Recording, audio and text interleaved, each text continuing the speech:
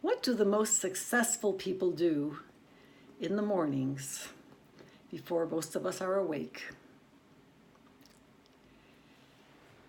I did a video the other day on what leaders think.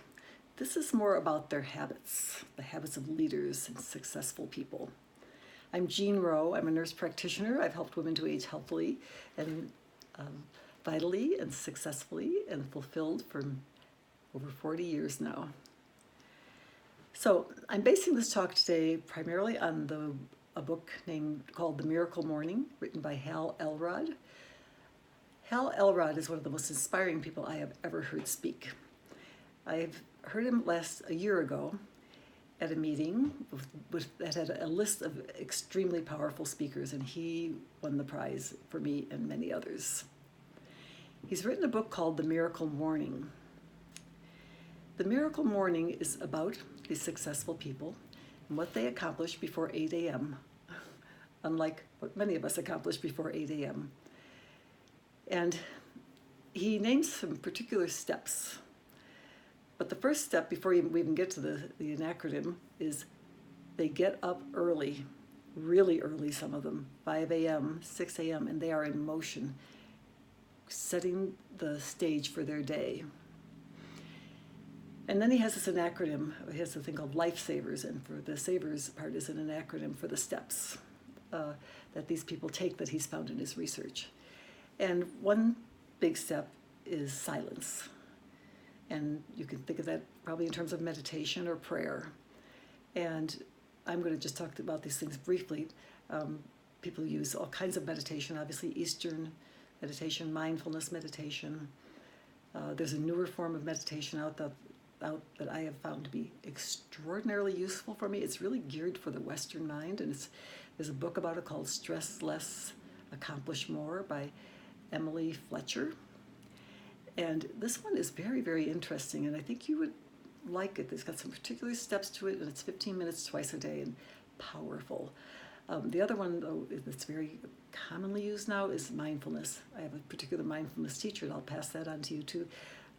Hugh Byrne, Byrne. He's got this gentle, gorgeous voice. He has free guided mindfulness meditations available on the web. Hugh Byrne, Byrne. So if you need any help finding any of that, you can reach me through explorehealing@gmail.com. Explorehealing@gmail.com.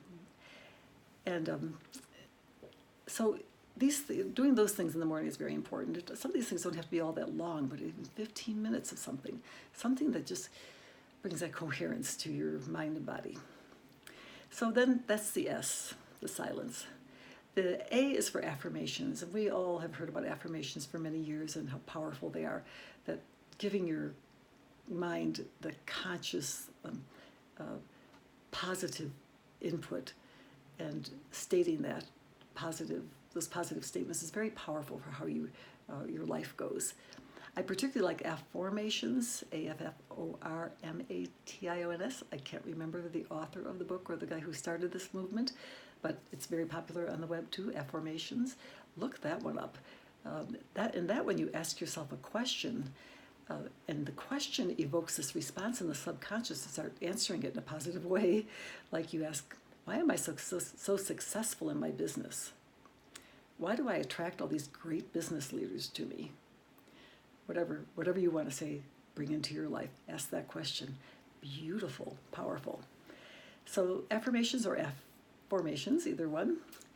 And then the V is for visualization, and we all have heard for years very much about how our thoughts create our reality. And that's been backed up by science now. Neuroscience is very interested in this kind of thing.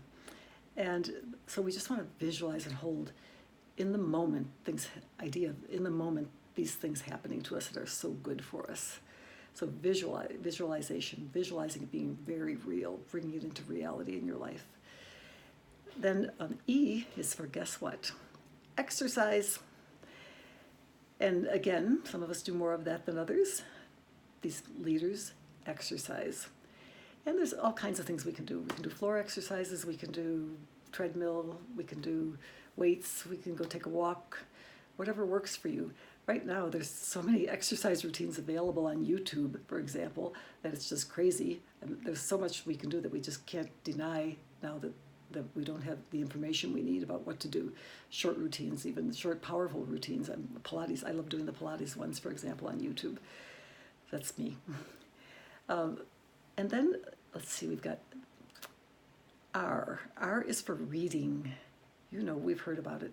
There are so many powerful, wise authors out there about business and about life that we just need to be taking advantage of that information and every day putting some good input into our minds and develop ourselves more through these ideas and taking advantage of this wisdom. And then the S is for scribing. So you want to put to paper your thoughts. Again, coherency. Your thoughts, your desires, your visualizations. Put it to paper. So you want to be scribing. A particularly beautiful thing to keep is a gratitude journal, and Hal talks about that too. We all know that you state gratitude. It just brings so much good to your life. Just if you stay in a grateful mode, it will manifest beauty in your life for sure. So those are some of the things from Hal Elrod. There are other great teachers about habits too, and actually Hugh Byrne, who I mentioned, has a book on habits as well.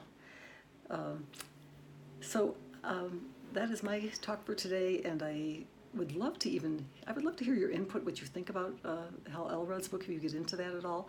If anybody ever has any interest in doing a little group thing around the Miracle Morning, where we agree to do it together, I'd be very happy to get in on that too. You can reach me at explorehealing@gmail.com, and please subscribe to my YouTube channel. Thank you.